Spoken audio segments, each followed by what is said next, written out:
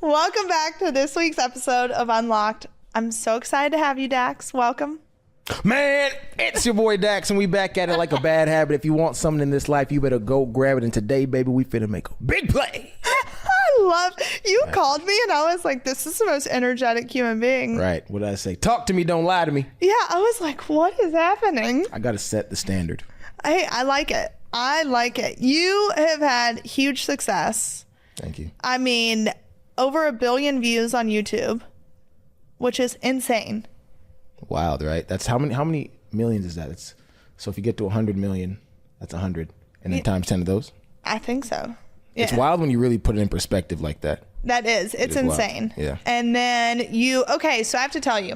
So I was like scrolling through Instagram or was it Instagram? No, it was Spotify, I think. Wow. And people scroll on Spotify? Hey, okay. I love like New Music Friday. Amazing. Okay. So I saw the song with you and Darius Rucker because it was on like the country New Music Friday. Yes, ma'am. And I was obsessed. Wow.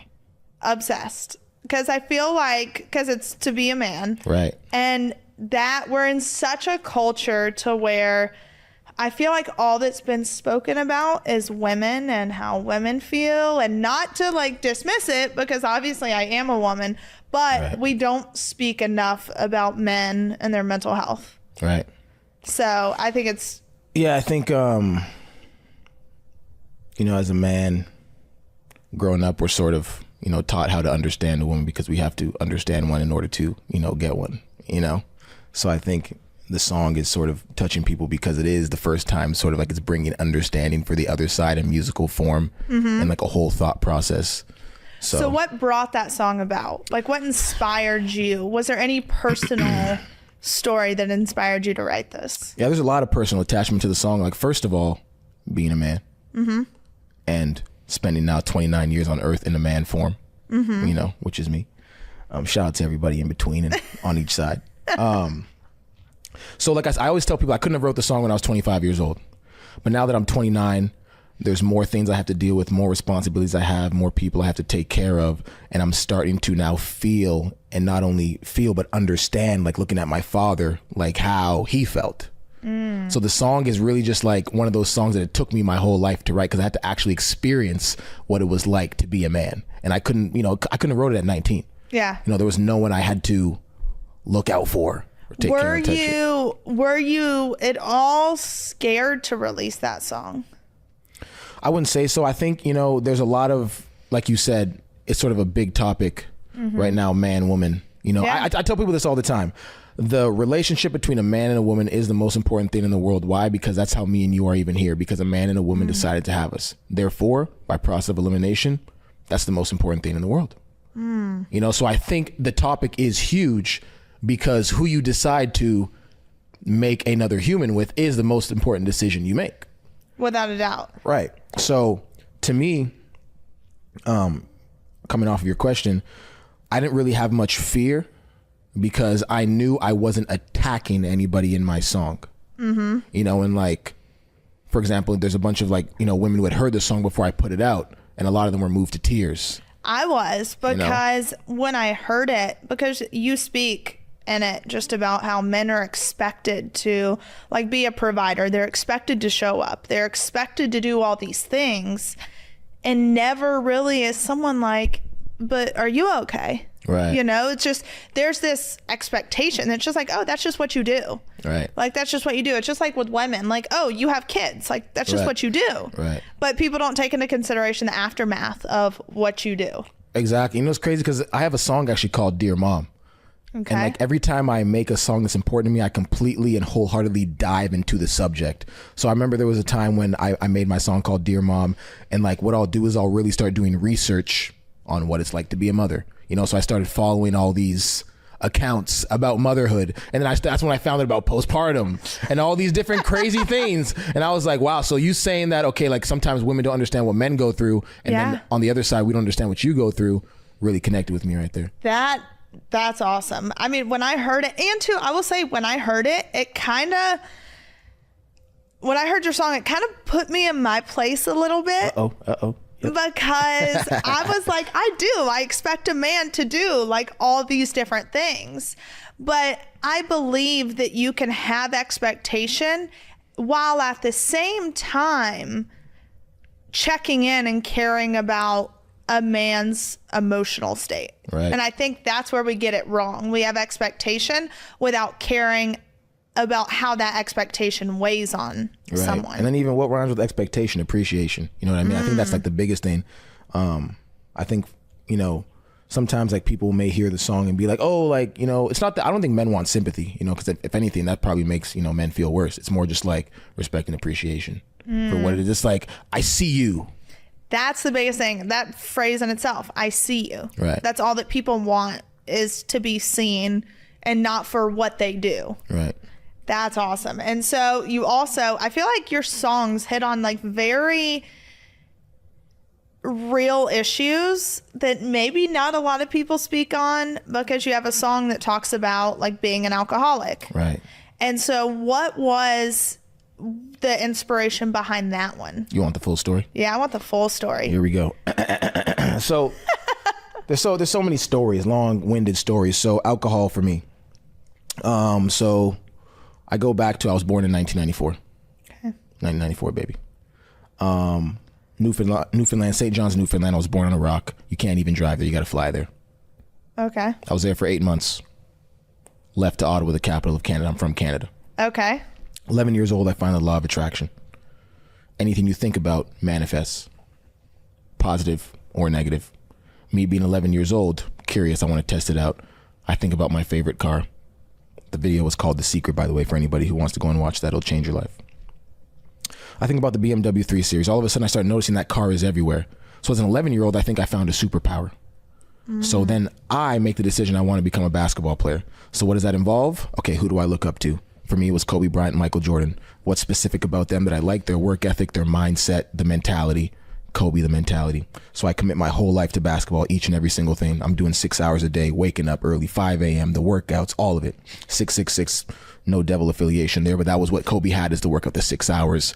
It was the 666. So that involved me shunning every single thing that had to do with having fun in high school. So I was very antisocial in high school. I didn't do anything. I just worked on my game because I was trying to get out of Canada. Okay. So finally, I become the best basketball player in my city, in Ottawa. You know, won a national championship, all the great stuff. And I'm like, okay, maybe I can like rest now. So I hadn't drinking or been to a party up until 17 years old. That's awesome. Right. So 17 years old, I decided to go to my first ever party. Right. Also, too, I love how I say that's awesome when, like, obviously it's illegal to not drink till you're 21, but you don't hear about that. I feel like it's starting earlier and earlier, but continue. Right. So I decided to go to my first party. So me being a guy who's always in my head and I think everything. I'm like, you know what?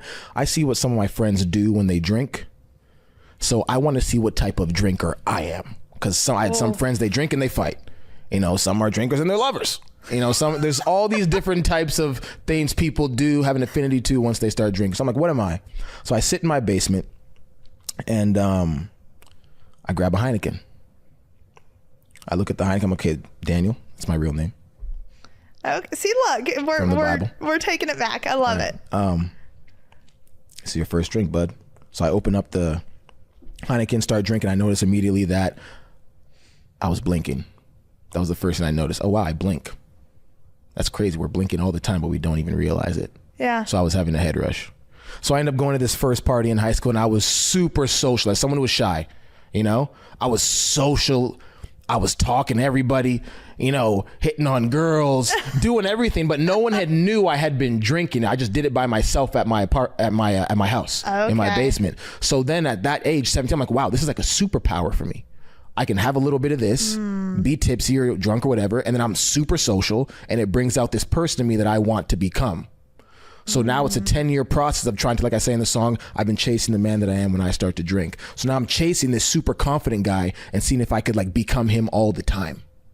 So it was easy to regulate when I was in high school and in college because I played basketball. And, so you only had so much time. Exactly. Pretty much drinking on the weekends. Yeah. But then all of a sudden as a junior, I write my first poem that turns into music. And then I finally, you know, make the decision to become a music artist after poetry. And then it was like, okay, well now there's no umbrella of safety of life. There's no work during the week, and then it's like every day's Saturday. The life of a musician. Right. Every day's Saturday. Mm-hmm. So I go on my first tour with Tech Nine. I'm drinking before every show. Then I do my first own tour, Canadian and American. That goes by. Pandemic hits.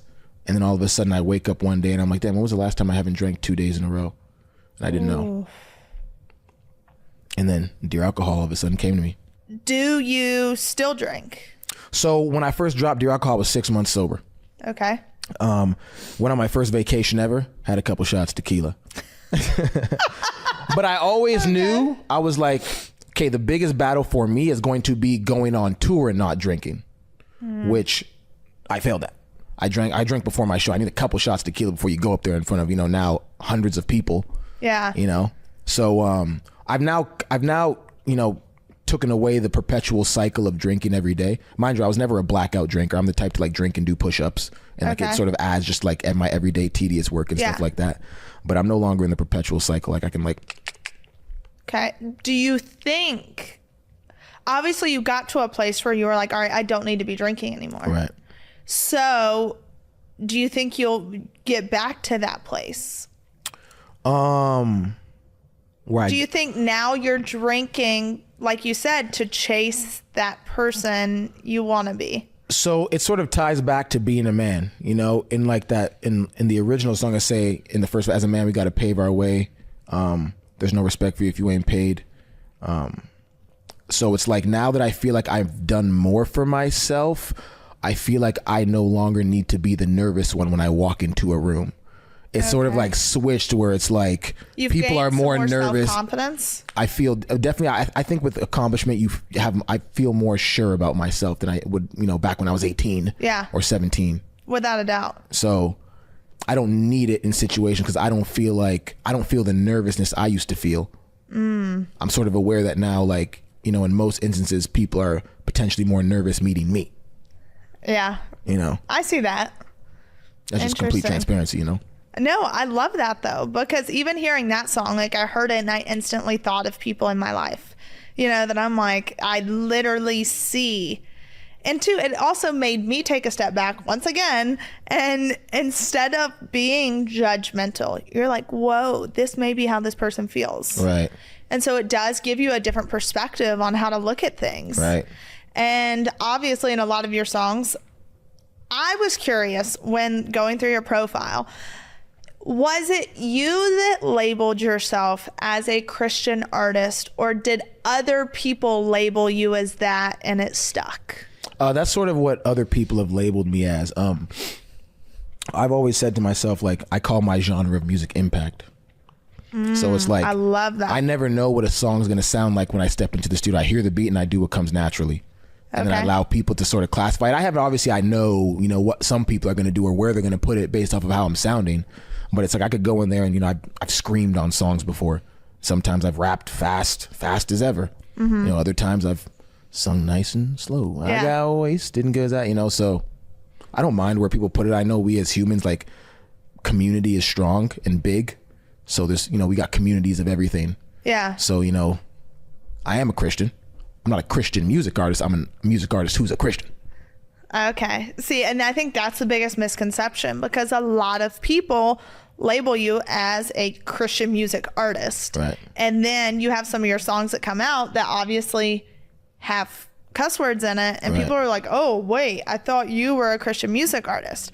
This episode of Unlocked is brought to you by Progressive Insurance. Most of you listening right now are probably multitasking. Yep, while you're listening to me talk, you're probably also driving, cleaning, exercising, or maybe even grocery shopping. But if you're not in some kind of moving vehicle, there's something else you can be doing right now. Getting an auto quote from Progressive Insurance. It's easy, and you could save money by doing it right from your phone. Drivers who save by switching to Progressive save nearly $750 on average, and auto customers qualify for an average of 7 discounts. Discounts for having multiple vehicles on your policy, being a homeowner, and more. So just like your favorite podcast, Progressive will be with you 24/7, 365 days a year, so you're protected no matter what. Multitask right now. Quote your car insurance at at Progressive.com to join the over 28 million drivers who trust Progressive. Progressive Casualty Insurance Company and Affiliates. National average 12-month savings of $744 by new customers surveyed who saved with Progressive between June of 2022 and May of 2023. Potential savings will vary. Discounts not available in all states and situations. How do you respond to people that come at you with the judgment of using a cuss word here or there in a song? That's a good question. I would say, first and foremost, like probably like the last like 6 or 7 songs haven't had those, like from Dear Alcohol, Depression, To Be a Man, God's Eyes, Life. Most of them haven't had those. That was sort of like more before. But I would say, I think it's interesting. I've always said it's like, okay, when was the B word? I was talking about this with my friend. I was like, the B word came in like the late 1800s, Okay. So in my brain, as someone, I consider myself a logical thinker, there's always going to be a continuation of new curse words that come to the forefront, right? Yeah. In my opinion, when the Bible was talking about, and I already know they're going to come at me with it. So, for example, what's the difference between me calling someone a name, but then actually cursing their life? Is it like if I look at a child and I go, you are never going to be anything. You are a terrible human being. You will never amount to anything. That's a curse. Mm-hmm. I agree with that. Or if I just look at, I'm joking with the child. Hey, yeah. So I think there's a line there that people need to really think about in terms of what cursing really means. I think in the Christian community, it's very easy to point at people when they curse because it is the most like, it's on the surface. Yeah. Like, I see you did that, so you're bad. Whereas like same person, is going home and doing what God knows what behind closed doors. See, that's why I always say that. It's easy to point the finger at someone else, but take a step back and look at your life and what you're doing. And so, because I did see a lot of judgment come your way with using curse words. And I was like, it was kind of, to me, I was like, okay, you have this judgment, and then like, how are you judging someone for saying just the judgment itself? Right. And here's my thing. I don't mind. For example, I don't try to use curse words. Yeah. I think in my earlier days, like people always say, oh, like I think it's not hard to not use them. Mm-hmm. Now that I'm more aware and I'm getting older as a man, and I'm thinking like, okay, I don't need to say that there. I could just replace that with this. Whereas back in the day, I was more impulsive. I would drink more. So it's like once I record, I was like, no, I'm not going back. That's what it is. But now it's like, I don't really mind. But that's the thing. That shows growth. Right. And that's what I don't like. Being a Christian too is not about, hey, I'm going to do everything perfectly. It's about, hey, I'm going to be imperfect. I'm going to learn through those imperfections and become better. Right. And that's the hardest thing for me. It's just like seeing the judgment of people. It's crazy. And too, also at the fact that you didn't label yourself as a Christian music artist. That label was placed upon you, which I feel like had to have added some stress or expectation to you that you didn't ask for. Well, me personally, as a competitive guy, I love pressure. Pressure builds diamonds. So I don't mind it. You know what I mean? I think I like the challenge of, not cussing in songs. Like my biggest songs have no cuss words now. Mm-hmm. So it's like, what are people going to say? Yeah. So it's like, I don't have to cuss. I never tried to. It was more just a form of expression. But I challenge people to really think about that. What is a curse? Because I think you can curse people in multiple ways. I love that. And I didn't think of it that way. And so with a lot of your music obviously does have God in it, or talks about the struggle with God, the devil, whatever it may be. And what led you to such a deep conviction that you started to write about it and sing about it? Oh man, once I popped out the womb. Really, I had no choice. Once I popped out the womb, my mom, like, I have like holy water. I have all like everything you can think of. My mom is an amazing woman, first and foremost. Her and my dad are great. And she's like all in to God, like since I came out the womb. So it's like, people always ask, oh, did you, because I made this song called Dear God, where I asked multiple questions that I think most believers would have through like the course of their life. And what were those questions? Shit, I could recite the whole song for you. Dear God, there's a lot of questions that I have about the past. I don't want to hear from a human. You made it. There's a lot of questions in there. Tell me what's real. Tell me what's fake. Why is everything about you a debate? What's the point of love? Every time I showed it, I was broken, and it's forced me to want to hate. Why is there only one you but multiple religions? Why does every conversation end in a division? Why does everybody want to tell us how to live, but they won't listen to the same dang message that they're given? Tell me how to feel. Tell me what's wrong. I tried to call, pick up the phone. I'm on my own. Everybody says you're coming back, then why the hell is it taking so long? Why do I hurt? Why is there pain? Why does everything good always have to change? Why does everybody try? It just keeps going, questions upon questions upon questions. And those are questions that everyone has, right. and they're afraid to ask. Right. But they've asked them, though, because if you said them in your mind, God knows the heart, mind, and the soul, so you've asked them. Mm-hmm. But I think this song voiced it for people and allowed them to be like, okay, there's other people who think the same. They realized it was okay to ask those questions, right. And that they were not alone. Yes, ma'am. So was that song therapeutic for you? It's crazy because like back to, you know, where my faith came from. It came from, like, you know, my mother and her strong belief. So I've never personally had a thought that God wasn't real. I see God as like, and, you know, God, you know, Jesus Christ, all these things. I see the Bible as just like logically it makes sense to me. So I've never had a question whether or not it was real or not. Mm-hmm. But I know, you know, growing up, I've had conversations with, you know, now so many people. So I knew that song was going to be important, mm-hmm. because I know people ask these questions and go through it, you know, especially depending on, you know, some people have harder backgrounds and stuff like this. So that causes people to question God. And have you had people come to you that know that you have such a strong conviction? Like you just said, you're a logical thinker. So all of this makes sense to you. Right. And like I say this I grew up private Christian school my whole life. My grandfather's Southern Baptist minister. Like, mm-hmm. I grew up in it. Right. So what do you say to people that are like, okay, that's logical to you, but none of this makes sense to me. I don't believe in this. So I started like this, you know, depending on what they're wearing, what they're holding, what they're driving. I say, okay, who made that? You know, oftentimes they'll give me like, you know, a manufacturer or this, like the brand.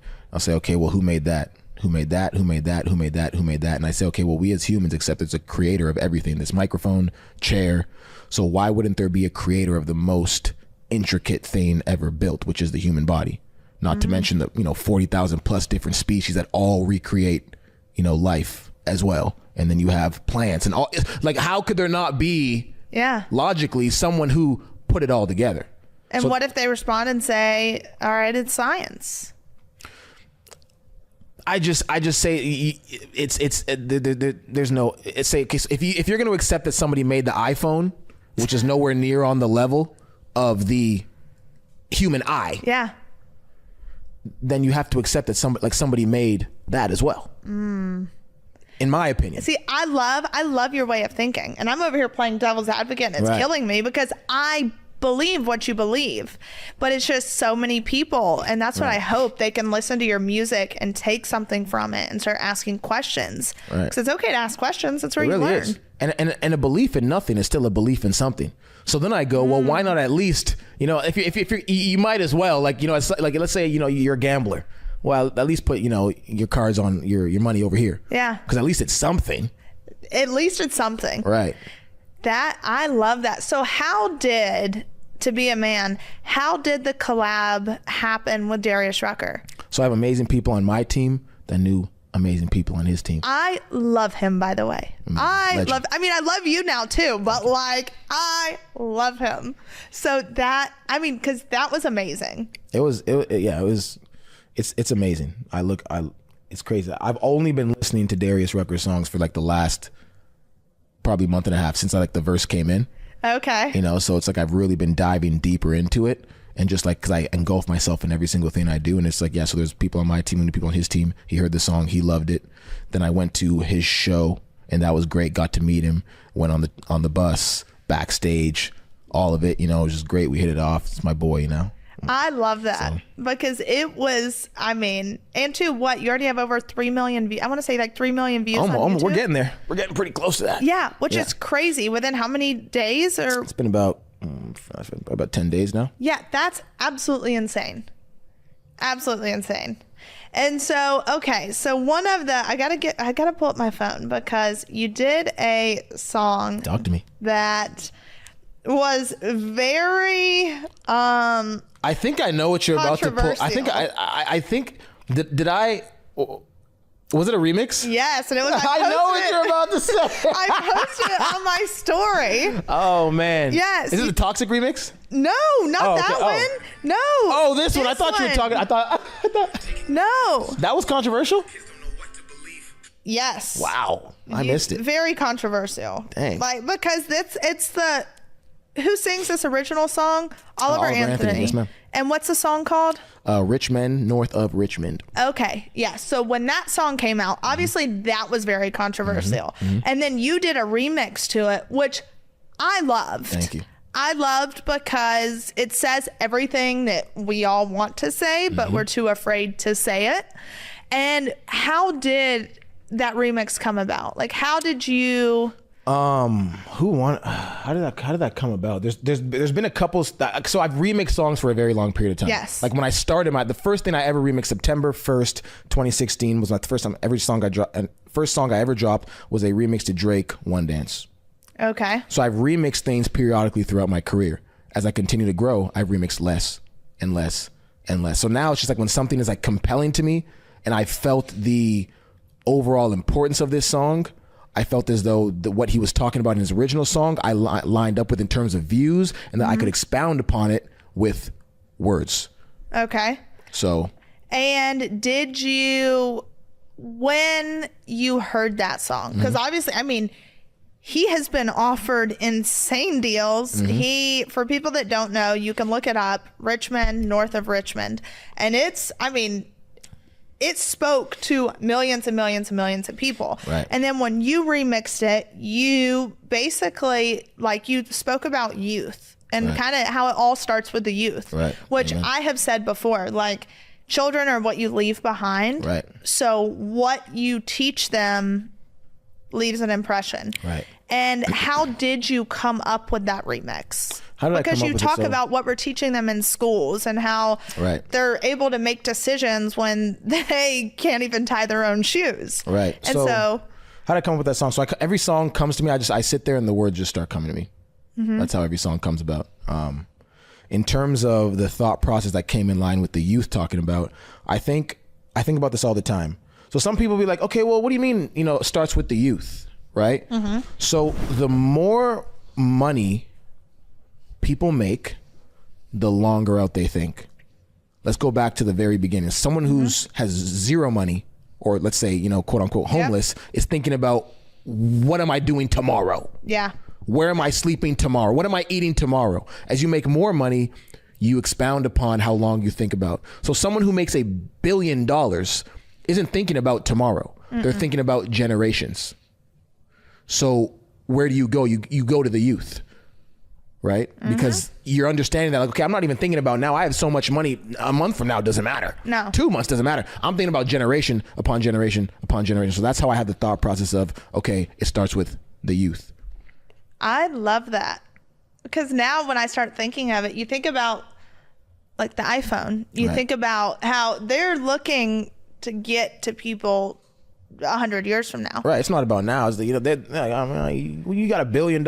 Tomorrow doesn't matter. Yeah. It's like, well, okay, let me change generations. 100%. I mean, I heard that. And when you're talking about the youth, like, I think of Chloe and I'm like, all right, what are we teaching these kids in school? What are we?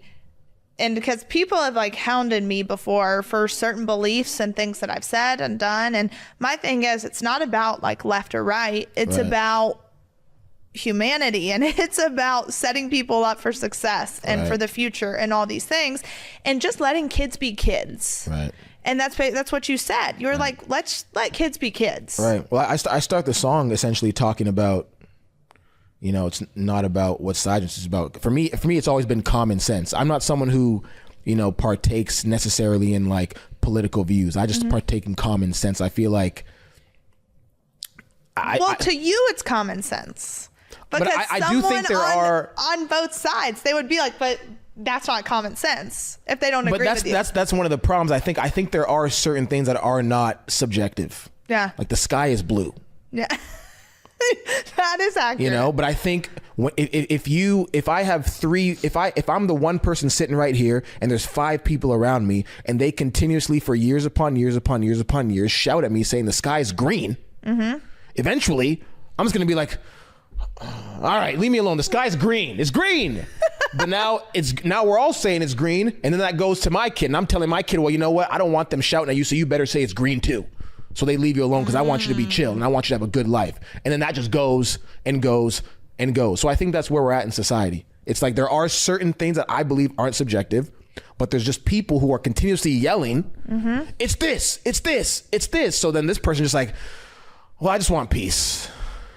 I have seen that time and time again of people that are just like, well, I was just tired of being bullied, or I was tired of people coming at me, and I was tired, so I just folded. Right. And that's like a place in my life right now to even personally, it's like I speak up heavily on prison reform and our corrupt system, and people are like, you should stop. Like, and I'm like, I'm not. Like, I'm going to stand for what's right, and what's wrong needs to go. Right. And it's just, that's the time that we're at, is I feel like we need to be stronger in our convictions. And I don't care if I would rather have 5 good people around me than 1,000 people who just want me to believe what they want me to believe. Right. Yeah. Cause we're right near the end, you know, in terms of like the advancement in technology that has happened within the last 60 years, you know, like we got flying cars now. The last thing is teleportation. Once if they figure out teleportation, then God's back. He's back. Yeah, without a doubt. So it's like I feel like we're there, you know. So yeah, it's crazy time. That's why I'm not a political guy, but I just know common sense, and I can, if something is like, I could just that's not right, and that's not going in a good direction. Yeah. And no one's benefiting from that. So. But I love that because you speak about it in such a way that, like, in your music, I feel like I'm taking something good away from it. I feel like it's making an impact. I feel like people are listening. That's my word. Impact. Yes, ma'am. I feel like people, and right now, more than ever, people are searching for something to believe in. Right. And I feel like just since the past few years, like, everyone's been lost. No one knows which way to turn, and they just want something to hold on to. That's powerful. That's something. Powerful. And that's why it's like I'm listening, and like I said, To Be a Man that you did with Darius Rucker, I was listening to it, and I was like, that it gives a different perspective. And me as a woman, I'm like, men don't always have to be strong. Right. They don't always have to provide. They don't always have to be expected to do these things. And if you do expect it, then you need to check in. Like, you need to appreciate it. You need to...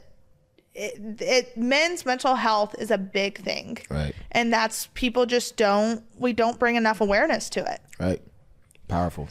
Yeah, I think, what you were saying in terms of like and the thing is, like, really, it's like, you know, quote unquote, good men want to do those things. Yeah. But they also want to be appreciated for those things. I think that's the biggest thing. Like, we want to do those things. We just want to feel like our efforts are being appreciated. So what, for women listening, as a man sitting here that wrote this song, okay, talk to me. What does appreciation look like in your eyes? What does appreciation look like? Appreciation looks like not continuously moving the goalpost. You know, so it's like, okay, I'm doing this once, but sometimes once you start doing something consistently, it becomes expected. And once it becomes expected, now you're expected, okay, well, what's next? So it's almost like not consistently moving that goalpost on the man. Yeah. You know what I mean? So it's like, okay, you've been doing it, like, it still means something to me. And chances are, if you're, and correct me if I'm wrong, if you're being appreciated, you're moving the goalpost yourself. Right. Yeah, I think it's because I truly believe that, like, you know, when like a man truly loves a woman, he wants to give her the world. There's absolutely no doubt, and that's his goal. You know, the only thing that I think changes a man's feeling is when he feels like his efforts are going unnoticed, and then he becomes jaded. So I think just like I said, not moving the goalpost all the time, you know, reassurance, you know, listening to understand. I think that's a big thing. I have always said that. I'm like, we live in a world to where we listen to respond, not understand. Right. That, a big thing, just, you know, as men, like, you know, letting a man finish his sentences, you know, like these are like little things, but it's like those types of things where it's like, where you step into a space and you're like, you know, that like, you know, you and your woman are on the same accord, and that like, it's, you know, it's like stuff like that, I think is like very small things, but that like men truly appreciate. Yeah. You know?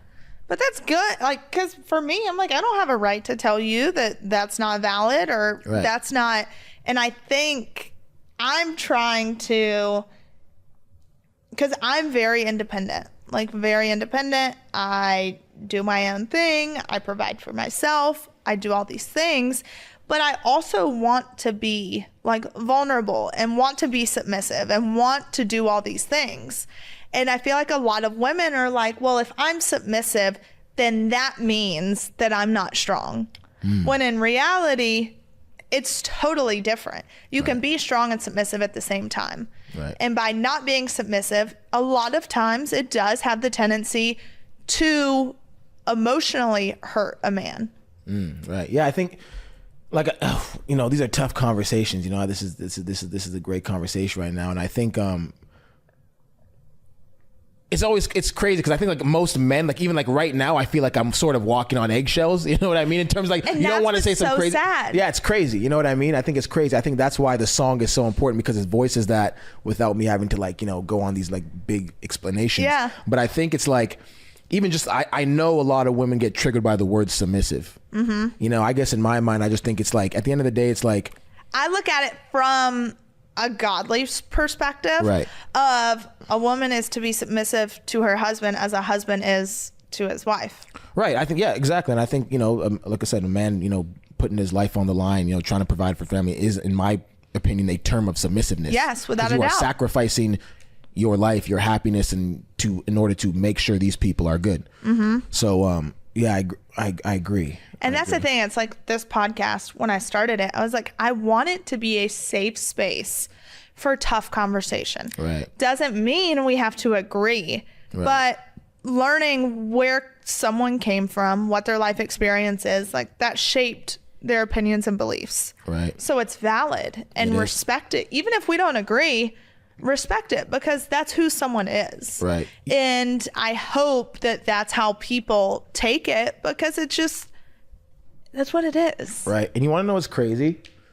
Is like, one thing until I started writing poetry and making music, like people would think I'm this like master communicator. Yeah. You know, but like in reality, I've never been that good at actually just like sitting, like communicating how I feel and all this stuff to an actual person in front of me. But once I started writing poetry and making music, my life changed, because then I was able to then do that. So it's like, I think a lot of men feel like I do right now having this conversation where it's like, oh, I don't want to say this, I don't want to say that, That's where the song comes in.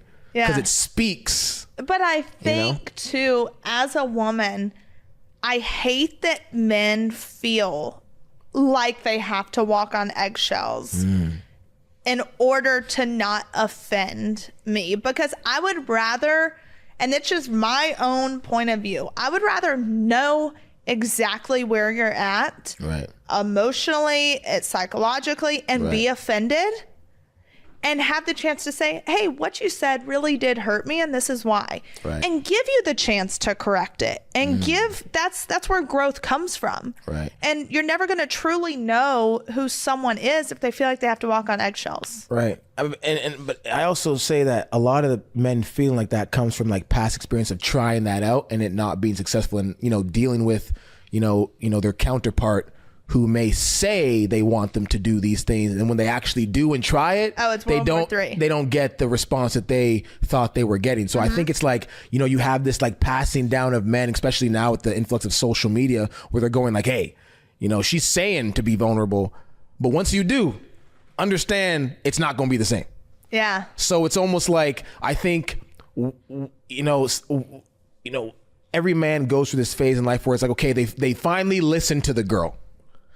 okay, I'm gonna just let it all out. I'm gonna, I'm gonna be emotional. I'm gonna let it out, and I'm gonna speak my feelings, and then all of a sudden, they don't get the response that they thought they were going to be getting, so then they become hardened. So it's a letdown. It's like you got your hopes up that like, oh, I can finally be open and honest and vulnerable. But also too, I feel like it kind of goes both ways. Yeah. Like, because it's harder for men to be vulnerable because you've always been told you're not allowed to be. Right. You're supposed to be strong. And that's where your song comes from. Right. It's like you're always told you can't be these things because you have to be the protector. Right. You have to be the provider. When in reality, you're a hell of a lot better of a protector when you teaching your kids it's okay to be vulnerable. It's okay to talk about how you feel. It's okay to deal with these things. But I also want you to think about it like this. So on one spectrum, as men, we're always being told we have to be providers and all these different things, so we don't want to express our emotions. But there's also the side where the women are also being told that men are supposed to do this as well. Yes. So it's like, I always tell people like this, right? People literally commit crimes, then they get a defense lawyer, knowing they're guilty, to defend them. Yep. And everyone, like, both, they know they're guilty, but I'm still, so it's like, sometimes I tell my boys, it's like, well, women are always going to say, I want you to be vulnerable, because saying that otherwise doesn't sound good. Because as men have been taught not to feel, do these things, express your emotions, the women have been told men shouldn't be like that. So it sounds great for you guys to say out loud, oh, be vulnerable, be this, be that, but your actual programming ours isn't built for that. Isn't, yeah. So once the man does, that's why we don't know how to react. Exactly. But obviously, like, defense law, I committed a murder, but I'm defending me and I didn't do it. Yeah. So it's you guys, it's like, oh, my whole upbringing, lifestyle, Disney movies, everything that's in the culture has told me men are supposed to be like this. Out loud, I'm going to say, be vulnerable, da-da-da. But once it actually happens, you're not ready for it.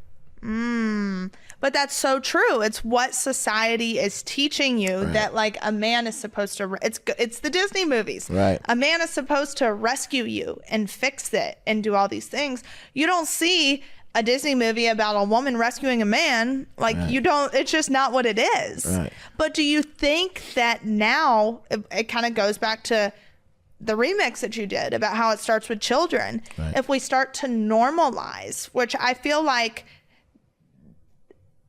in the past few years, like mental health has become more normalized. Like it's okay to not be okay. So if we start with the youth and with boys saying like, well, how do you feel today? And normalizing that, do you believe there could be change? Do I believe there could be change? I look at myself and I don't think I would be who I was if I was super emotional. Like I don't necessarily think it's a positive for men to be super emotional. I don't. It's kind of a double-edged sword. It's a double-edged sword. I think like like I'm happy the way I was, like, I would want, my son to sort of be the same way. I think it's more about just like I made the song for understanding. Like so like it's not that we want to be more emotional. It's just that we want to understand how woman, I am. Like the woman we care about to understand what we're going through. Okay. But we don't want to cry. We don't want to, because that makes us feel weak. But why do you not? But if you're writing a song about, hey, like I want you to know how I feel. Right. And how I feel is all these negative things because of expectation. Right. You want us to know, but you don't want us to fix it. Because you can't fix it. We have to bear it. We just want you to understand. Understanding is the key to communication. We can speak all we want, but if we're not understanding, nothing's being accomplished. Okay. So the song isn't for sympathy, it's for understanding. This is what we go through, understand. So maybe next time when you want to, go off on this tirade, you can just be like, you know what? Maybe not today. Maybe not today. You know what I mean? Just for understanding. I love that though. Because I love getting different points of view, and I love sitting across from you and being like, okay, that actually makes sense. Right. That's awesome. Okay. So what's next for you? What's next for me? More songs that impact people's lives. I'm just warming up. I have so many, that I'm excited to release. It's just sort of now I have to like take time because I want each one to like actually get to the people. So, you promote it and you do all these things, and just more music and reach more people. I don't have any goals that are outside of my control. Okay. I know how, this the music and the industry works, and, it's people pushing buttons and blah, blah, blah, blah, blah. So all I'm focused on is like getting to more people with the music and whatever comes with that. God is good. I love that, because clearly it's happening. And too, I'm blessed that Instagram put you on my feed, and Spotify, man, and all the things. I'm blessed because I truly do feel that more people need music like yours that speaks to people and that touches on topics that we're scared to touch on. Right. And like, there's things that I believe that you speak about, and I'm like, oh, I'm afraid to, but you're like reposting your song. It's my way of speaking it, right? Just not speaking it. Exactly. That's why I love music, man. It's really blessed my life. I was always like a very angry child, but I always changed my anger into like motivation to work harder. But where did that anger come from? I just think anger is such a great thing. Anger can, if used the right way, can really motivate you to achieve great things. So the anger for me always came from feeling like, people didn't, respect me, what I was doing, the work I was putting in. It's from all different angles. Yeah. There's a lot of, there's some things I'm taking to my grave, but, just it came from a lot of different places, Mm-hmm. But that's what life is. I feel like what you're doing now, it's like I talk about it. There's been a ton of things that's like you said, like I'll take it to the grave. But like if you can take your anger and learn how to deal with it effectively, right, which I feel like is what you're doing now. Like music for me has always been therapy. Right. Now I have no musical talent, but listening to music, like I would get in my car at 16 and just drive, just drive and listen to music, because I felt like it was the only thing that got me. And so I feel like what you're doing now is taking that anger and like impacting people's lives with it. Amen. So it didn't go to waste. It didn't, right? Yeah, I'm blessed. I found it at 22, so yeah, God is good, man. I love it. Well, thank you for just showing up today and having tough conversation, and I could talk to you forever. So thank you. Thank you.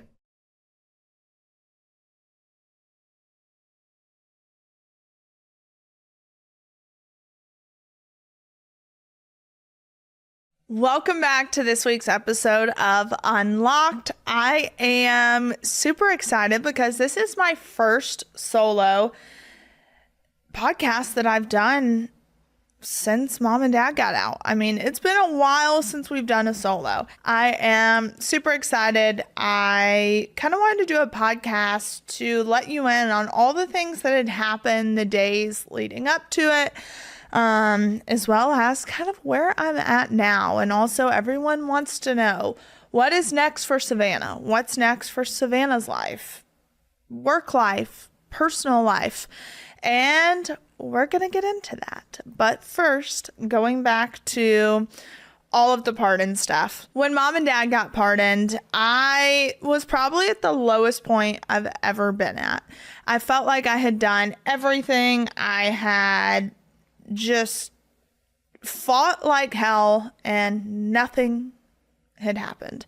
So I kind of threw my hands up in the air and said, you know what, God, if it's meant to be, it's meant to be, but I can't keep doing this.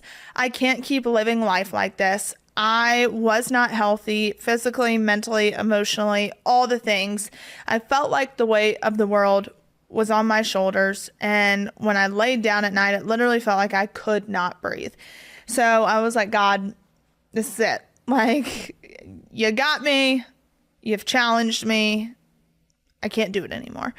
And the day they got pardoned, I was in that mood. I was at the lowest of lows, and that's when the president called me and said, Savannah, your family is getting their lives back. And I honestly was like, is this real? Is this happening? And then I had to remind myself, Savannah, this is the president of the United States of America that is calling you. Yes, it's real. No one is pranking you. But I think the sad part is there were so many people along the way that interfered and that gave false hope and promised all these things were going to happen that just never happened. So my trust in people is pretty much non-existent. But that day I tried to like replay it over and over again. I don't even remember driving home from the grocery store. Like, I was in such shock. And even when I had to go and pick up my dad, they were giving me problems. I did a press conference outside the prison, and it was insane. There was like 100 cars at least there. And people were just handing me their babies. Like, literally, I had like a naked baby in my arms. Then there was like this little girl that kept wanting to hold my hand and stand with me.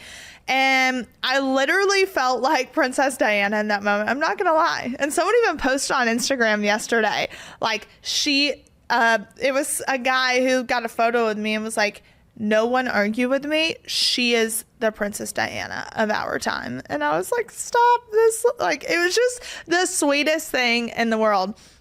But when I was standing outside the prison doing that press conference and seeing all the people who came up to me and hugged me and spoke to me, it really made me take a step back and say, like, maybe my future is going to look different than what I had originally thought. Maybe I am going to get involved in politics. Maybe I'm not. Who knows? But since getting mom and dad home, I've been speaking at some political conferences and seeing the outpouring of love and support from individuals, and especially young adults, has been overwhelming. The amount of young adults that have shown up in the political arena is astonishing to me. I mean, when I was in high school or early college years, I didn't care about politics. I didn't understand the importance of it until my family was affected by politics and the federal government.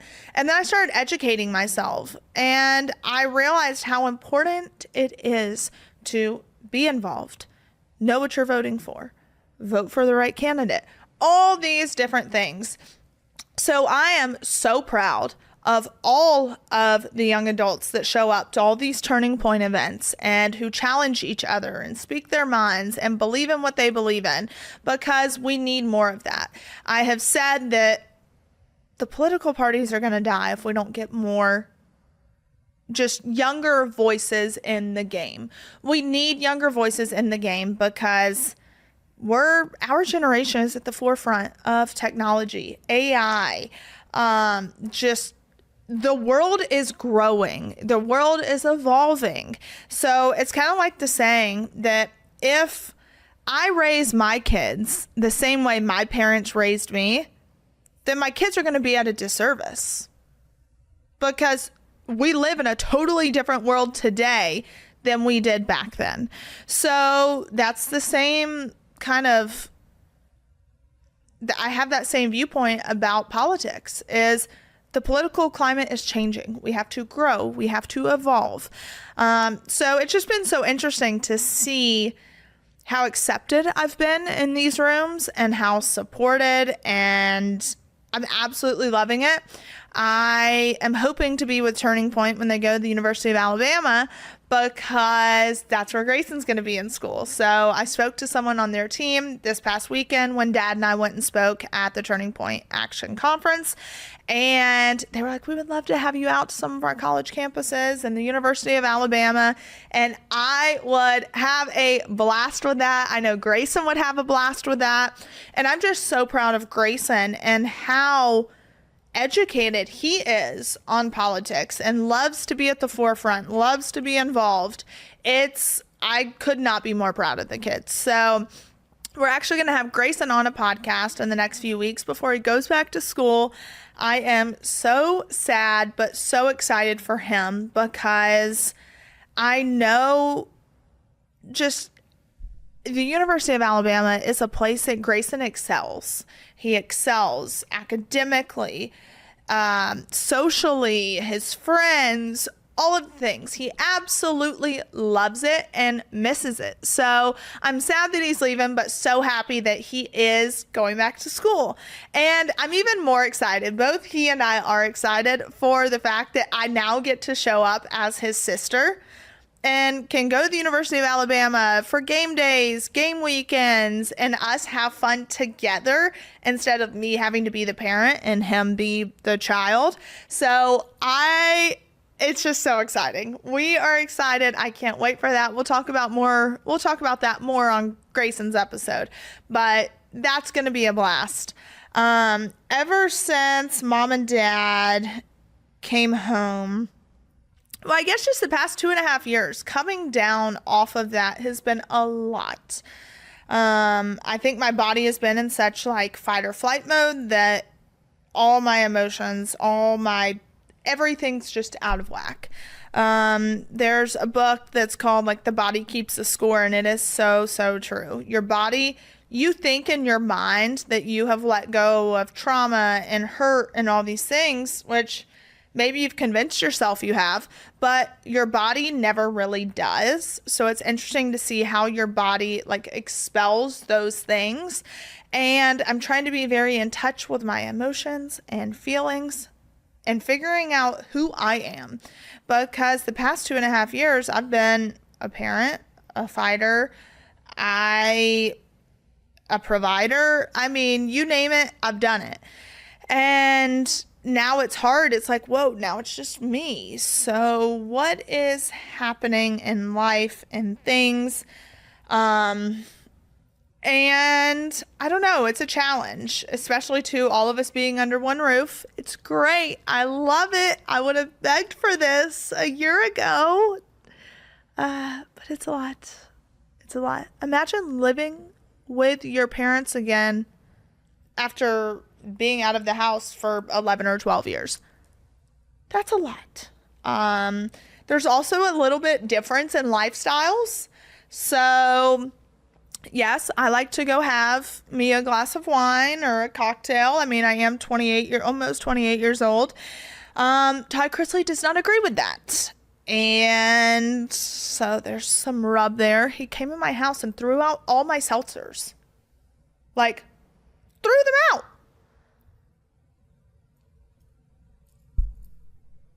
Who does that? Who does that? Because at the end of the day, all I gotta do is go and rebuy them. But all I could think of when he threw those seltzers out was, boy, you clearly haven't been by the pool fridge, nor have you been in the cabinet in the dining room. Because if you did, whew. But it's just interesting because like now I'm a full-fledged adult. I have not relied on anyone to pay my bills, support me, guide me. I've done it all on my own. So we've just had a little bit of rub, but also it's been the best time ever because we get to sit and talk at whatever time we want. We're joking on each other, laughing, making up for lost time. So for that, I am extremely grateful. And then me relationally is definitely interesting. Obviously you guys followed me and my ex and everything, just our relationship. And I will forever be grateful for that relationship. 1.5 years of my life. During that relationship, I mean, it saved me. It gave me happiness and hope and peace and gave me a safe, soft place to land when I needed it most. And so it's like the saying that, like, you know, people in your life for a season, a reason, whatever that thing is.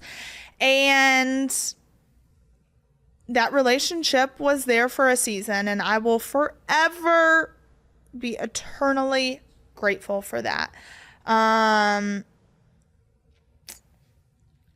Y'all followed it. You saw how heartbroken I was. And let me tell you, I'm dreading this new show coming out. Dreading it. Okay. Because the difference between this new show, and you'll see how this connects to the relationship aspect, because I'm just going to go ahead and tell it myself now. God,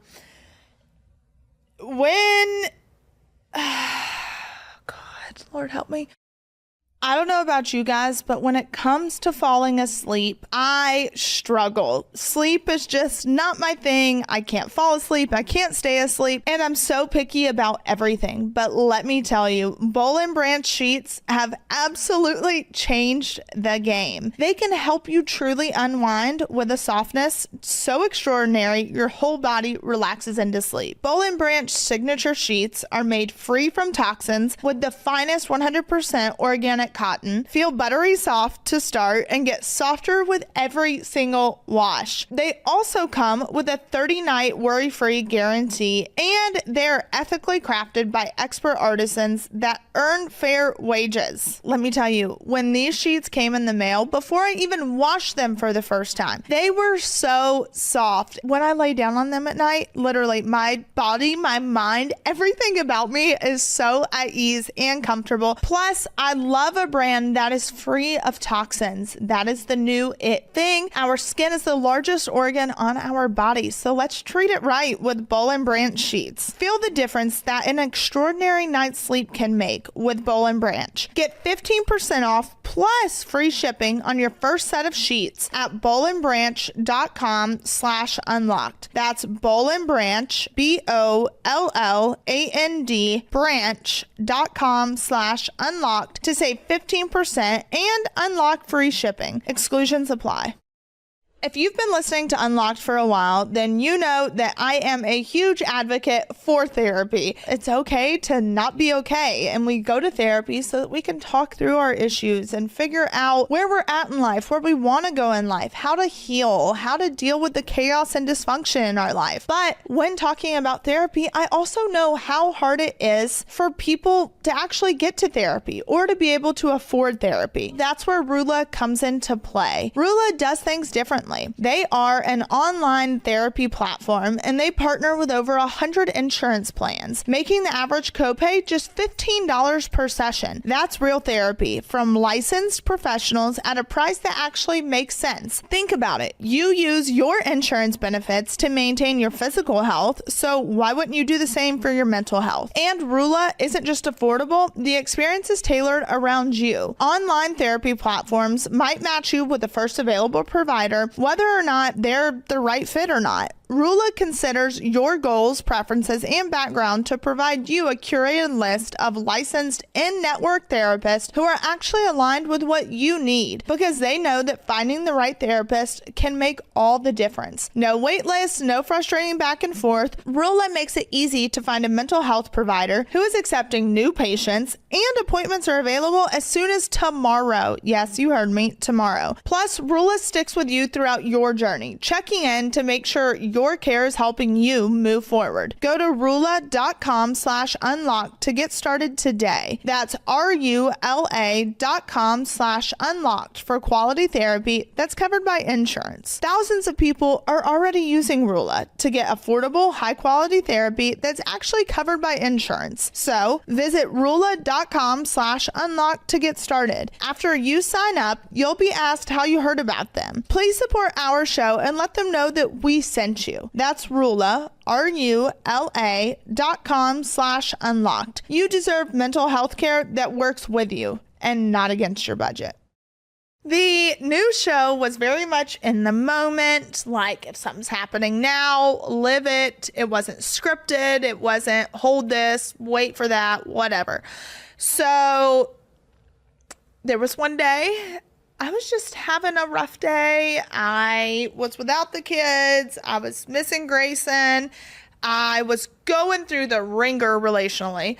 And this was after the breakup, like fresh, like within days. And then I get notified of this whole People magazine article and cover that I was involved in. I wasn't the main character of the story, but of course they used my name to sell it, which, okay, whatever.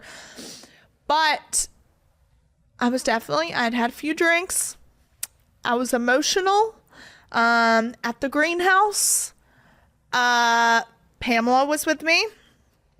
And I haven't seen it yet, but I can just imagine I look like a hot mess. I was sobbing at this whole People magazine article, how unfair it was for these people to do what they've done and how I had to be a casualty. Y'all, I am just dreading it coming out because I am going to look like I've absolutely lost my mind, which honestly, I think I just probably had like a mental breakdown at that time because I was hurting inside. I felt alone. I felt like I had just been left on the side of the road for, whatever.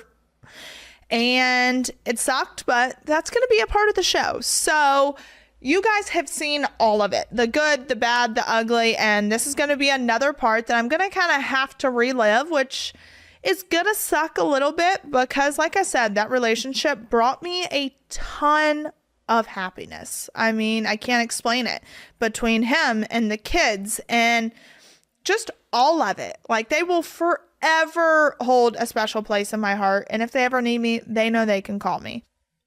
But with that being said, once mom and dad got out, my ex and I thought, maybe let's give this another go.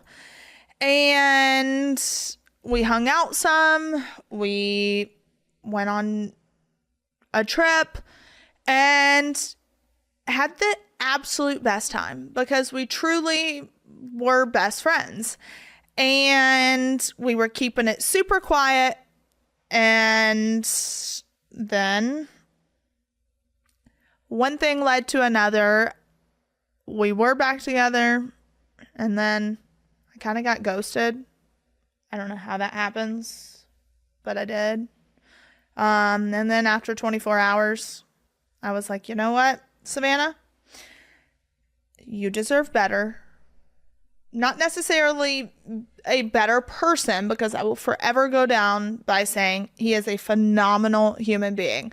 But life circumstances and situations have a way of dictating your feelings, emotions, and actions. So we're all not going to act perfect 24/7 because sometimes the weight of the world's on our shoulders. But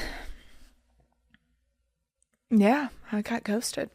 I don't think that's actually ever happened to me before. So I really didn't know how to act. But I did. And then after 24 hours of not hearing from him, I was like, Savannah, you deserve better behavior than this. So I blocked him. Blocked him on everything. Instagram, text. Basically, I am dead to him, and he or she's to have my funeral. It's the way that went down. So, I mean, it sucks, is what it is. But was I sad about it? Very much so. I think I was sad because I had gotten my hopes up. To that this was going to be my second chance, and we were going to finally, both of our lives were settling down, and we were going to end up together. And he had come and spent time with my family, my parents, and then a week later I get ghosted. So I don't know. But yes, I was extremely upset and sad and heartbroken. But like I said, I put so much time, money, energy, and effort into that relationship that finally I had reached a point that I realized I deserve for someone to appreciate me and how I show up, when I show up, respect me and my value. And I realized that I was devaluing myself basically for when I was devaluing myself by allowing behavior like this. So I chose to just block on everything.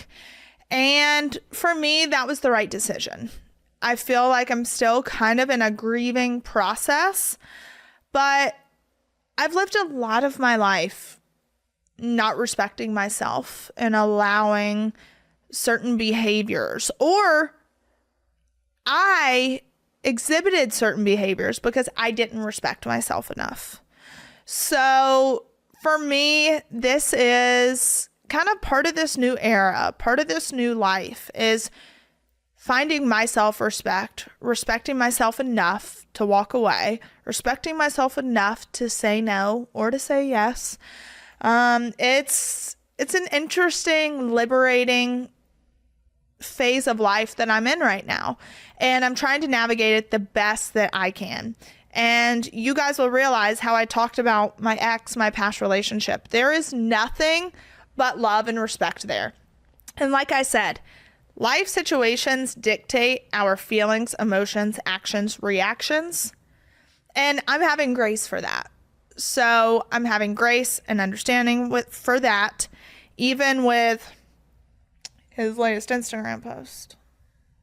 Having a little grace for that. Leave those Broadway girls alone. The little jabs that were made within that post. Be happy I wasn't petty. Okay.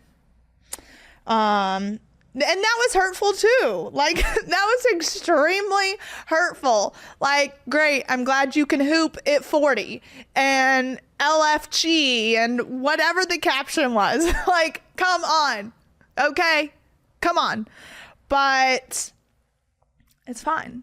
Like, I'm learning to internalize and process, and life's just not that serious. That's why I love him to death. Like, absolutely love him to death. Forever grateful for the role that he played in my life, for how he showed up for me when he did show up for me. And the kids and his kids, I absolutely love with my whole heart, and losing them was probably the toughest thing, and I will always be a safe place for them to land if they ever need it. And I know that the oldest knows that, so I'm happy about that. I love them, their whole family. I respect them. And I just think that, like I said, life circumstances dictated his actions, reactions, and emotions. And unfortunately, it kind of screwed up what I thought was a good thing going. But that's where I'm at relationally with that. And I'm so excited and hopeful for the future and where it leads, because I'm not looking to waste away my life. I'm not looking to waste memories on people who aren't going to be in my life forever. And I posted something on, hold on, I want to read it. As summer winds down, I'm all about refreshing my wardrobe with staple pieces for the season ahead. Quince nails it with luxe essentials that feel effortless and look polished. Perfect for layering and mixing, which we all know I love to do. Their styles are so versatile, I find myself reaching for them again and again. Just think, chic cashmere and cotton sweaters starting at just $40, washable silk tops, and classic denim pants, timeless styles you'll keep coming back to. And the best part? Everything with Quince is half the cost of similar brands. By working directly with top artisans and cutting out the middleman, Quince gives you luxury without the markups. Quince only works with factories that use safe, ethical, and responsible manufacturing practices and premium fabrics and finishes. Elevate your fall wardrobe essentials with Quince. Go to quince.com/unlocked for free shipping on your order and 365-day returns. That's QUINCE.com/unlocked to get free shipping and 365-day returns. Quince.com/unlocked.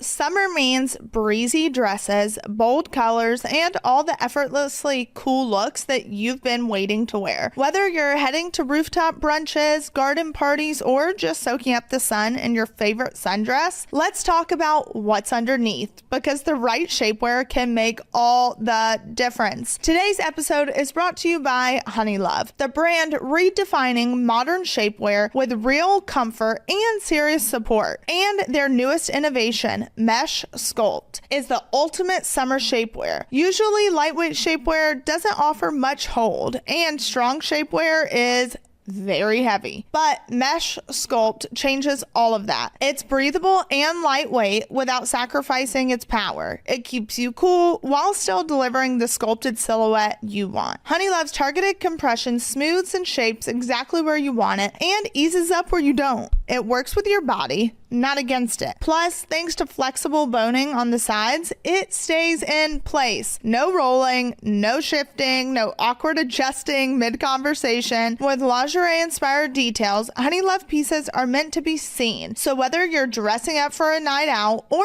just feeling yourself in your go-to sundress, Honeylove has your back, your curves, and your comfort covered all season long. And here's the best part. For a limited time, time, you can save 20% off your entire order with our exclusive link, honeylove.com/unlocked. Support the show and start your year off right by checking them out at honeylove.com. Treat yourself to the most comfortable shapewear on earth and save 20% off site-wide at honeylove.com/unlocked. Use our exclusive link to get 20% off, honeylove.com/unlocked. After you purchase, they'll ask where you heard about them. Please support our show and tell them that we sent you. Experience the new standard in shapewear with Honeylove. All right, guys, if you have been listening to the Unlocked podcast, then you know we have ads like every other podcast. But this ad, I am so freaking excited about. Lola blankets. They just ease my anxiety. The feeling of them, the comfort of them, everything about them is amazing. And now they have chosen to sponsor the Unlocked podcast. And for that, I am so grateful. Lola is the world's #1 blanket, crafted with ultra soft, luxury vegan faux fur and a signature 4-way stretch that sets it apart. It's machine washable, double hemmed for durability, and stays flawless. No pilling, no shedding, even after repeated washes. One Lola instantly elevates your space. It's unbelievably soft, beautifully designed, and makes your home feel cozy and curated. Now I see them everywhere and I tell everyone about them. Lola is my go-to gift. It's personal, beautiful, and something that people actually use every day. Lola has over 10,000 5-star reviews, and once you feel it, you'll know why. There's a reason it's called the world's #1 blanket. This thing is next level. I also love that it comes in a range of sizes. I have the large, and it's perfect for cozying up solo or with someone else, if you know what I mean. The XL is massive. They call it the biggest blanket on the internet. And Lola also makes weighted blankets for calming and therapeutic vibes. For a limited time, our listeners are getting a huge 35% off their entire order at lolablankets.com by using code UNLOCKED at checkout. Just head to lolablankets.com. That's LOLA blankets.com and use code UNLOCKED for 35% off. After you purchase, they'll ask where you heard about them. Please support our show and tell them we sent you. Wrap yourself in luxury with Lola blankets.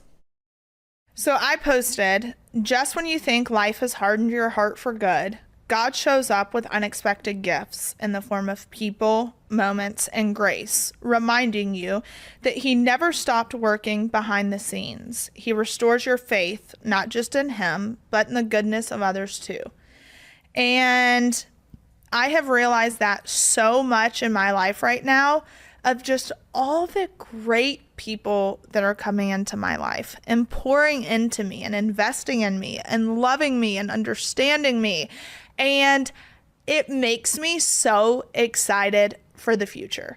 I know that my future is me getting married, me having kids, me being the best mom in the entire world. Like, that is what my heart wants. And I know that I'm gonna find someone who wants those same things and sees me in that same light.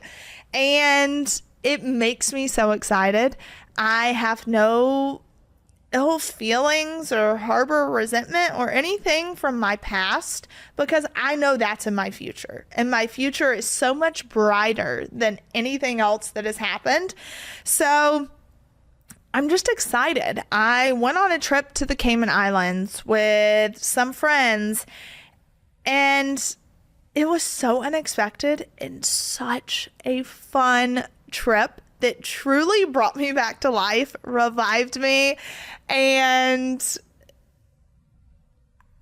I don't even know what to say. I am just so grateful and excited for the future. And I'm going to be doing a lot of investing in myself when it comes to therapy and working out and traveling. You all know I wanted to do my 30 countries by the time I turned 30. That was my thing. Now, in order to do that, I had to stop traveling to the same place over and over again. But when it comes to my future, obviously right now I do my real estate. I have Good Girl RX, which is right now it's a direct to consumer pharmacy. We are focused on the GLP-1s, B12, and also just vitamins and nutrients. So we have a Defend blend, which is all the vitamins in one drink that literally tastes like fruit punch. And it's awesome. So I'm really focusing on building Good Girl RX into a mega company because I believe in the making America healthy again and investing in ourselves and treating our bodies the way that we need to treat them. So right now I'm really focused on building my business, which is why I declined to take run. This is why I declined to run for the congressional seat that was opening here in Tennessee in a special election. I felt like right now is just not the time for me personally as I'm building my businesses, and I don't want to have to divest from these things right now. I feel like I'm at a very important point in the growth stage of these businesses that it's just not worth it for me personally. And after the past few years, I have to put myself first. And I also realized that I have a bigger impact on the outside using my voice right now than I would on the inside. So I decided not to do that right now. I'm going to continue building my political profile. And then in 2027, when Marsha Blackburn runs for governor and will probably win, I could potentially take that Senate seat. Who knows? I would be the youngest senator, youngest female senator, as well as, I wouldn't even be 30 yet. So, but I would be 30 by the time of swearing in. So as long as you're 30 by the time you're sworn in, you're good. So I would be the youngest U.S. senator. And I think that's powerful. I think that's powerful for not only the younger generations, but also women, that I would be the youngest female senator as well. So that is something that I'm toying around with, playing with the idea, seeing where that may lead. But I've got some time for that. And like I said, I really want to focus on my forever person and getting married and having kids and being fulfilled and having my own little family unit that is protected and loved and safe. I'm ready to have my kid-like moments in my adult life. And I believe that I deserve them and I'm worthy of them. And that's just what I need to fulfill me. So I am so excited for this next phase of life. So excited. So to set the record straight, I'm not going to run for the House seat. Maybe I run for senator in a few years, but we'll see. So I will let you guys in on all of those details as I make my decisions along the way. It's definitely not a decision that you make lightly or quickly. So I'm going to sit on it for a little while. For this episode, I am going to end it with a question everyone has been asking. And that is, where's Todd and Julie living? Where's Savannah living? What's going on? And well, Mom and Dad are going to live in my house and I am moving. I am so excited. August 1st, I am moving. And where am I moving? Am I staying in Tennessee? Am I not? What's going on? Who knows? So make sure you tune in next week to Unlocked with Savannah to figure out all the details, where I'm moving, what's happening, what my plans for the future are. It's going to be interesting.